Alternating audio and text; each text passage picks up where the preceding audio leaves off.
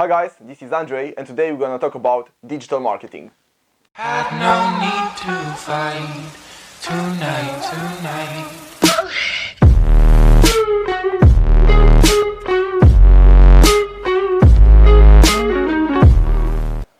Right, so for today our main topic is going to be the 4 digital marketing trends that we see will impact the industry overall in 2018.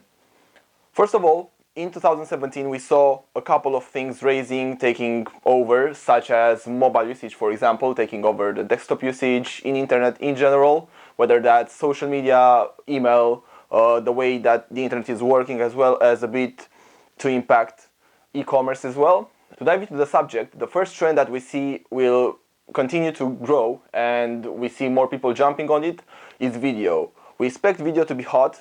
We saw a raise in its usage overall. Last year we saw Facebook live streaming, Instagram live streaming, Twitter, etc. raising a lot of popularity, and we saw a lot of influential people in the world using it more and more as part of their strategy.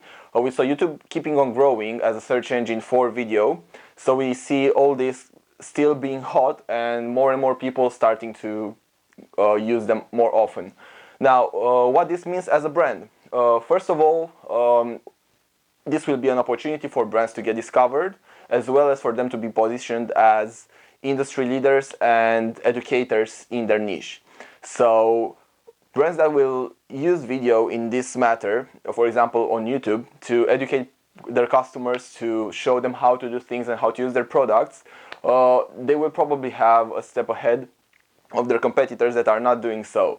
What's more, we see, for example, Facebook live streaming and Instagram live streaming being something that the customers are being used to now, as well as vlogging and influencer marketing through video being more and more popular. So this is probably the first thing that brands should have in mind when thinking about the strategy for the upcoming year. The second thing that we see will have an impact in the short and medium term is the recent change that has happened to Facebook algorithms. Now, as we know, Instagram is also purchased by Facebook, so we expect that these changes will also impact Instagram in a matter. But basically, what they did was they changed the algorithms for pages that are not profiles, so whether that's artists and bands, businesses, not-for-profit organizations, and so on and so forth, magazines. So essentially everything that can be a business, their new algorithm will not enable them to have such a big reach as they used to do. Facebook says that this is due to their efforts of making users see more relevant things for them and from their network rather than from the companies they follow. Fair enough. However, we see that due to this fact, companies will be more and more obliged to advertise on Facebook, on Instagram, in order to reach their customers. In a commercial matter, what this will mean is also that the costs for Facebook and Instagram advertising will rise. Why? Because essentially each country or each region is a market. And the price is usually determined by the demand and the offering of advertising. As we know, for example, in the UK, the cost of advertising on Facebook or Instagram used to be relatively higher compared to, let's say, Eastern countries in Europe. So the demand growing will mean that the prices will grow and the competition will grow as well. As more brands will be obliged to use this tool to get to their customers online, and mainly as they built on so much on building their influence online and through Facebook, mainly when talking social, then this growing demand will also impact the prices on Facebook as well as on Instagram. It's a thing to keep an eye out on, but surely we will see a growth in prices here. Now, a couple of things that you can do to kind of trick this is to promote user-generated content, because when you use this, users will be more prone to engaging with your content, and the more users engage with your content, the more your brand will be able to stand out and to gain additional reach. So basically it will kind of improve its reputation in the Facebook algorithm, and this will basically give it more relevance in their followers' feeds. So that's one thing that you can do, as well as try to generate more viral content. I know this is a broad term and it can be really hard for a brand to think about, okay, what's going to be viral now. But really try to engage your users as much as possible in creating content for you that you can then advertise on. Some good examples are Starbucks and what they did with the Christmas cups, or like other campaigns where brands actually ask their followers to create content for them through competitions and stuff, and then they use that content on social media or whatever it is to communicate back to them. So doing that online and not necessarily physical for photos or competitions and stuff like that, and then using that for the brand's marketing can be a good way of kind of surpassing this barrier that will be more and more effective for Facebook, and still have a relatively broader reach to your customers. A third trend that I think is really, really interesting, and is something that I personally have been looking into for a couple of months now, and it's probably something that will not necessarily impact social media or digital marketing in the first part of the year, but probably the effect will start to be felt in certain niches, mainly towards the end of the year, is cryptocurrencies and how they are starting to be used in digital marketing and in the digital space in general. Now, most people have heard about Bitcoin, Ethereum, Litecoin, and so on and so forth, which are digital currencies, and probably the most mainstream ones. So they gained popularity a lot during the past year. They are still becoming popular, however, they have been having huge fluctuations in price, which gain them a lot of media criticism or support. However, the structure that they use to work, essentially, which is called blockchain, can be used in so many different industries and for so many different projects. A term that you might have heard of is altcoin, which is a smaller cryptocurrency coin that has behind it a project which is very much similar to a business, and people can buy into the project basically by buying and in the future using those altcoins. These altcoins have been growing into like hundreds of different coins, and every of them has a lot of things behind them. But a couple of very interesting ones that I saw gaining some media attention, as well as I could see the usability behind them in the digital space, are, for example, the cryptocurrencies that have as a vision to be used as social platforms, however giving the power back to the users, so giving them the opportunity to not be advertised by Facebook, for example, but only be interacting with brands and things that they are interested in, and also getting paid from the interactions that they have with the ads. So this is quite a major change, and one of the platforms that I heard and I'm checking at the moment is ONG Social. A very similar one to it is Steemit. So you might want to check out these two platforms. ONG Social is fairly easy to log into. It's, from my point of view, I don't think it's ready to use at the moment yet, but it has a pretty high market cap, so which means that a lot of people are interested in investing in it and have invested in it. So let's see how this grows. I think it's a lot dependent on how they develop the platform, as well as the interest that they get from users and brands, and the kind of market that is being created within this platform.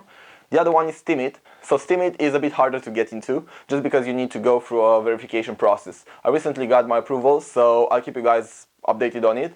I will have to look into it, see exactly how it works. Apparently it's a bit of an older platform, and it has much more users. People actually started earning money using it.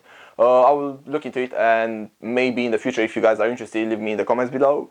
I will make a video about it. And then the fourth trend that will keep impacting basically everything that's happening around us and has been growing very much in the last year is omnichannel marketing, and the idea of creating seamless journeys for the customers. The main space that is developing this is e-commerce, and we see more and more ads being targeted to us, or recommendations for products, or brands giving us emails customized based on what our browsing history is or how we interact with the website.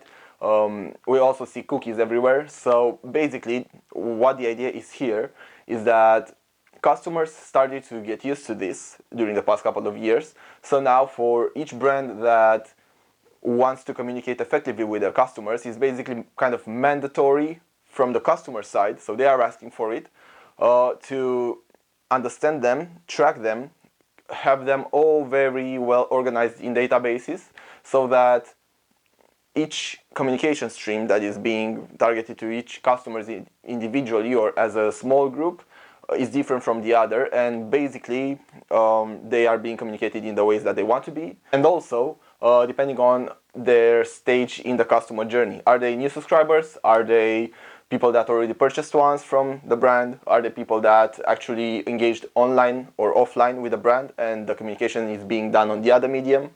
So ideally, you as a brand should do as much as you can and should boost a lot of your budgets and efforts into trying to put order in your database and get to know your customers a bit better, get to understand what they really want from you and how they are more prone to receive messages from you and take action. So buy a product, engage with your content, etc., etc., etc. Most times it's an aggregation of all channels, so it's not going to be only social media or only mobile. It's going to be, and ideally what you should be looking into doing is try to integrate all the communications if you can for them. There are different tools that can be used for this. In a nutshell, do everything you can to gather data from your customers, put order in your database, and then start having a strategy on each channel. So for example, in your emails, know what kind of emails you should send to each customer, create automation in your communication, because having the tools that are available today, it's fairly easy to do, and you will see a lot of growth in your revenue from doing it, as well as try to use remarketing tools for example, on social, that can kind of enhance the relationship that you have with each individual customers, as well as increase the conversion for your general marketing messages and touches. This being said, I personally think it's going to be a super interesting year. I'm looking forward to seeing how these very innovative ways of marketing are going to actually be implemented. We see a lot of discussion about artificial intelligence and how brands start to do things that can be kind of creepy when following their customers or communicating with them without them actually knowing they are being tracked online. So we are still kind of figuring out the ground. But a couple of things that you can do as a brand this year, as soon as possible, to make sure that you put yourself ahead of the competition, is start creating video content, relevant video content, and educating your customers. Start putting out articles or again things that can offer them value additional from the actual product. Go social and make sure you engage with them. If you are an e-commerce brand or a product brand, so you are selling something that is a product, look into influencer marketing a lot, because that's going to grow as well.